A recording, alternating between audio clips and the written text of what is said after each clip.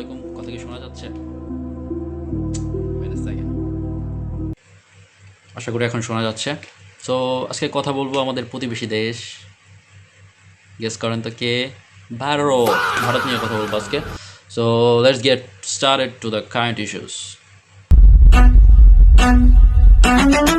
So তাদের দেশে একটা পরিসংখ্যান দিয়ে শুরু করি। প্রতি বছর প্রায় 150 থেকে 200টা জঙ্গি নাটক হয় দাদাদের দেশে। এরা কারা? খোঁজ নিয়ে দেখছেন কখনো? দাদারাই করে, দাদাদের সরকারই করে।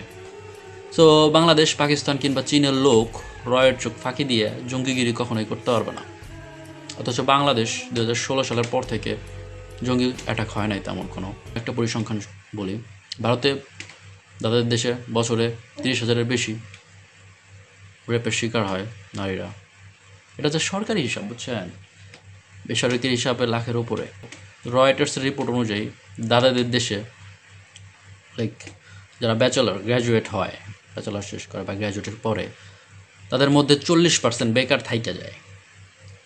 যার কারণে ইতিহাসের শ্রেষ্ঠ আন্দোলন চলতেছে এখন ভারতে। দাদাদের দেশে এখন ইতিহাসের শ্রেষ্ঠ আন্দোলন চলতেছে। তো বছরে 2000-এর বেশি তরুণ শিক্ষার্থী আত্মহত্যা করে, জাস্ট ফেল করার কারণে। ফেল করে দেন আত্মহত্যা করে ফেলায়। আর এখন বলি আমাদের বাঙ্গু সমাজ তথা বাংলাদেশের বঙ্গু সমাজের ম্যাক্সিমাম কিছু ভাই ব্রাদার আছে আর পতিত স্বৈরাচারের পোলাপাইন মনে করে ভারত হচ্ছে কি ইউরোপ আমেরিকার মতো সার্ভিস দেয়, আর বাংলাদেশ ভাবে কি সোমালিয়া।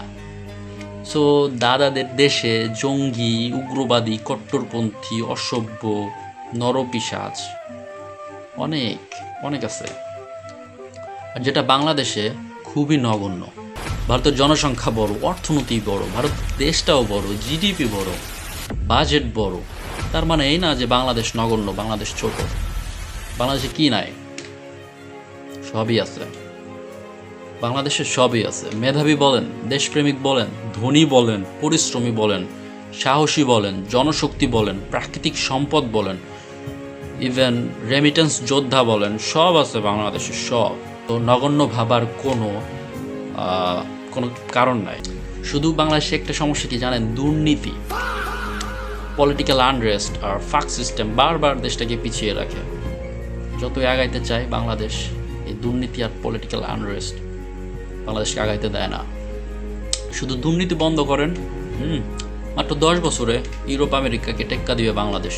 এবং সেটা পসিবল অবশ্যই, কারণ প্রতি বছর যেভাবে বাংলাদেশ থেকে টাকা পাচার হয় বিদেশে, হাজার হাজার কোটি, লক্ষ কোটি টাকা পাচার হয়, যে টাকাটা যদি বাংলাদেশের মধ্যে ইনভেস্ট করে বাংলাদেশে রাখা যেত, অবশ্যই বাংলাদেশকে আরও উন্নত করা পসিবল হইতো, বা অবশ্যই হইতো।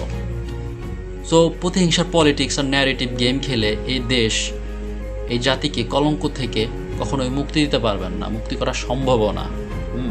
আর কষ্ট লাগে কখন জানেন?